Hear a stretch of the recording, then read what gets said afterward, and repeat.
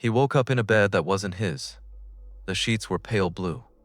The sunlight coming through the window felt oddly sterile, like it was there because someone decided morning should look like this, not because the sun actually wanted to rise. He sat up slowly. No pain, no hunger, just an overwhelming stillness, like the kind you feel in a hospital room at midnight. His name, Alex, came back to him in pieces. He remembered the sound of rain, headlights, music playing softly in the car, and then nothing. The room was small, minimal furniture, a chair, a desk, a wardrobe. Everything was clean but generic, like a hotel room where no one had ever truly lived. He opened the window. The street outside looked normal, but too normal. Neatly trimmed trees, cars that moved but made no noise, people walking dogs, sipping coffee, talking on phones. But if you watched closely, their lips didn't quite match the words. It was like watching a dream someone else was having. Alex stepped outside. The air was warm but didn't move. Birds sat in trees but didn't sing. He walked a few blocks, trying to understand where he was. He asked a woman for directions. She smiled politely and said, "Just follow the main road. Everything leads somewhere." But when he asked, "What's the name of this city?" she paused, blinked, then replied, "You'll remember it eventually." He didn't remember it. He didn't remember anything that made sense. He found a KFE. It was quaint, all white tile and warm light. The kind of place where someone might have written a love letter once. He ordered coffee out of habit. The barista didn't ask for payment. "First cup's always free," she said. But when he reached for the second, she added, "The rest depends on how long you stay," whatever that meant. He sat by the window, watched the stillness move.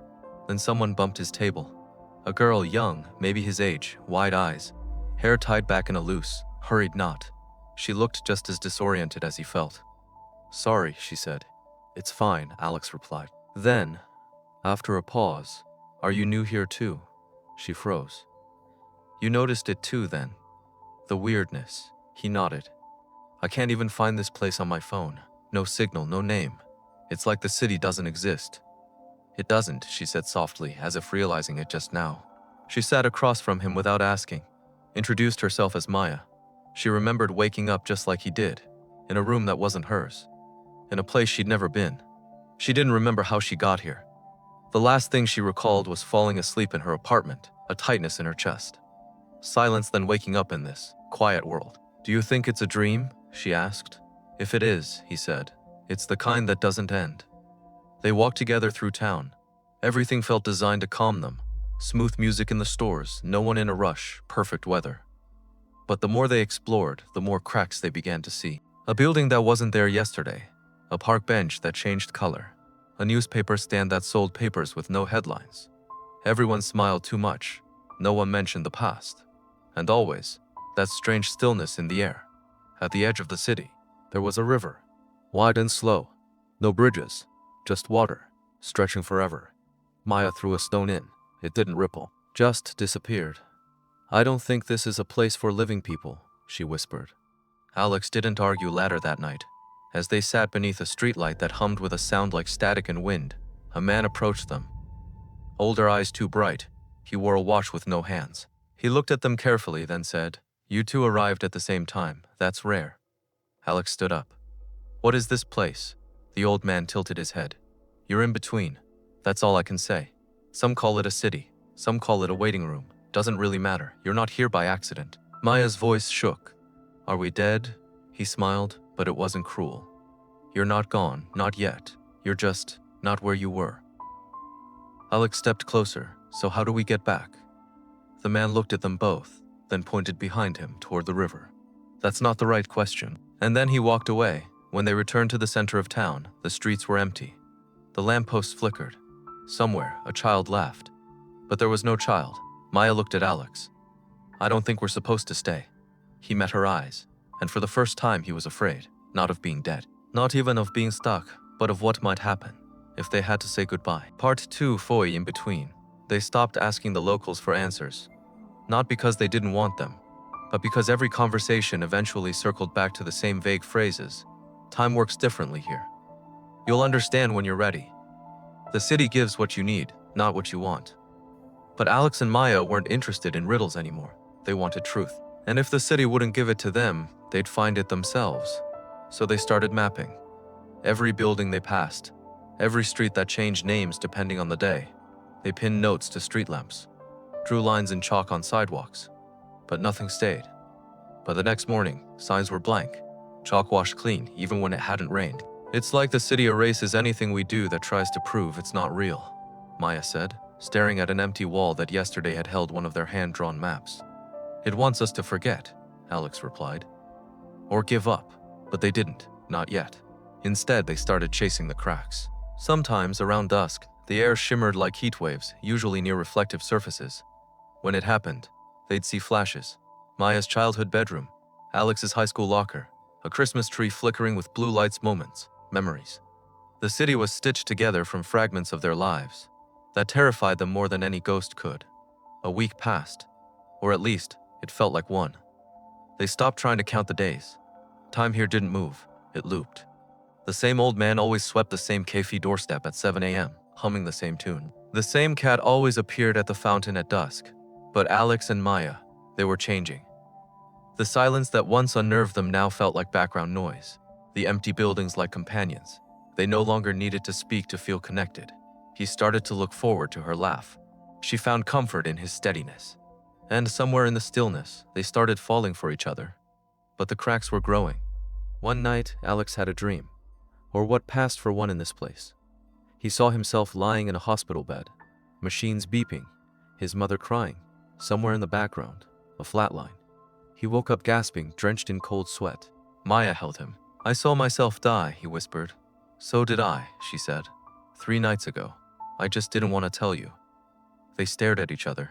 It was real. They were dead. This city wasn't purgatory. It was a threshold. A waiting room between 2 directions, let go or hold on. And that's when the city finally spoke to them. It came as a letter, folded neatly on the table in the cafe where they always sat. No envelope. Just 2 names, Alex and Maya, time to decide. Below that, a line: you may choose to stay together or leave, alone. But choose before the city chooses for you. They didn't speak for a long time. Finally, Maya folded the letter and tucked it into her coat pocket. What do you want? She asked. Alex didn't answer right away. He looked out the window, at the people walking by. Faces that didn't change, steps that made no sound. I want to live again, he said. Even if it's after death, even if I don't know what's next. She smiled, but it didn't reach her eyes. I don't know if I can let go, not of this, not of you. He turned back to her quietly.